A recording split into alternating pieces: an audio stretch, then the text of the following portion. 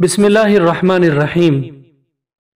सलातुल हाजत कैसा मीठा लफ्ज है। बचपन में वालिदा ने बताया, परेशान हो, फला चीज नहीं है, सलातुल हाजत पढ़ो, अल्लाह देते हैं। थोड़े से समझदार हुए, मदरसा पहुंचे, कोई भी मसला है, सबक याद नहीं होता, असातिज़ा के वाज, उनकी नसीहत में ये सलातुल हाजत लफ्ज बार बार सुनने को मिला।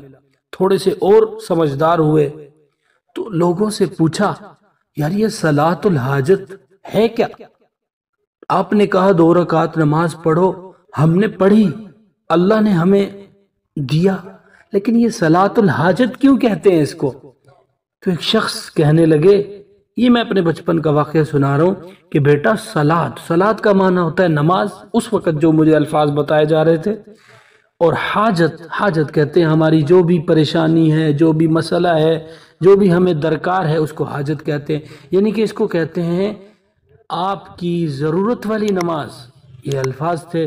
अच्छा, तो सलातुल हाजत ये होती है, अच्छा इस वजह से मुझे सबकी याद हो गई, अच्छा इस वजह से फलाने को मैंने कहा था कि आप सलातुल हाजत पढ़ो और आपका पारा पास हो जाएगा, आपका ये हो जाएगा, आपका वो हो जाएगा। तो ये बचपन से एक ऐसा मीठा लफ्ज़ है, ऐसा यकीन बना कि सलातुल हाजत क्या है। अल्लाह गवाह है, आज भी अगर कहीं मुश्किल होती है, कहीं भी ऐसे मसाइल आ जाते हैं, कहीं ऐसी कोई मुश्किल पड़ जाती है, तो वो बचपन का वो सुना हुआ, कहते हैं ना बचपन की बात बचपन तक जाती है, वो सुना हुआ, वो बार बार सुना हुआ, वो बार बार बड़ों की नसीहत, असातिज़ा की नसीहत, बुजुर्गों की नसीहत, वालिदैन की नसीहत, और दोस्तों में भी ये जज्बा हमने देखा कि एक शख्स जो बिल्कुल मुझसे उम्र में थोड़े से बड़े होंगे, इस वक्त तकरीबन 26-27 दिन, बड़े ज़बरदस्त दोस्त हैं, तो वो बहुत ज़्यादा पिटते थे। यानी कि ज़माना तालिब इल्मी में बहुत ज़्यादा उनको डांट पड़ती थी, उनको मार पड़ती थी कि भाई आप कुछ नहीं सुनाते, आप कुछ याद नहीं करते। तो एक दिन रोने लगे, यार मैं क्या करूं? तो मेरे मुंह से बेतहाशा निकला, सलातुल हाजत पढ़ो ना। तो उसने कहा, ये सलातुल हाजत क्या होती है? मैंने कहा, आप उस्ताद जी की बात गौर से ही नहीं सुनते। तो उसने कहा, यार आप बता दो। वाकई मैं गौर से नहीं सुनता। तो अल्लाह का करना ऐसा हुआ कि वो शख्स मुझसे पहले हाफिज बन गया, जिसके बारे में ये बात थी कि ये बच्चा बहुत तंग करता है, ये कुछ सुनाता नहीं है, वो हमसे पहले आगे निकल गया। उसको सलातुल हाजत की जो असल हकीकत है वो मिल गई थी। क्योंकि अल्लाह से जब मांगना हो ना, अल्लाह से, आज हम देखें ना, हम जब अपनी वालदा से कुछ अच्छा खासा लेने की प्लानिंग करते हैं ना, एक तो होता है ना कि 10-20 रुपए जो रूटीन वर्क होता है बच्चे का, वो तो ठीक है, लेकिन जब उसने कोई 500 और 600-700 वाली कहानी चलानी होती है ना, तो उसका अंदाज बड़ा प्यारा होता है। उसके अंदाज में बड़ी आजिज़ी आ जाती है, और वो बड़े लाड प्यार से माँ की तारीफ़ें कर रहा होता है कि अम्मी आप तो इतनी अच्छी हैं, आप तो इतनी प्यार करने वाली हैं, आप तो मेरी प्यारी वालदा हैं, आप तो मेरे प्यारे वालिद हैं, वगैरह वगैरह। तो अल्लाह ताला से जब हम मांगे ना, तो अल्लाह की तारीफ करें कि अल्लाह आपने कितने एहसान किए हम पर, अल्लाह आपने हमें कितनी चीज़ों से, कितनी नेमतों से हमें माला माल फरमा रखा है। लेकिन अल्लाह मेरी ये ख्वाहिश है, ये मेरी एक अर्ज़ है, ये मेरी एक हाजत है, मैं ये नमाज पढ़ रहा हूँ, इस नमाज के बाद आपसे जो भी मांग रहा हूँ अल्लाह मुझे दे देना। लाड करो अपने अल्लाह से, प्यार से, अल्लाह को दुलारा जाएगा, अल्लाह भी आपके लिए जमीन पर उतर कर आ जाएंगे, अल्लाह भी आपके दिल पर हाथ रख देंगे, अल्लाह आपके काम के लिए आपकी तरफ बढ़ेंगे।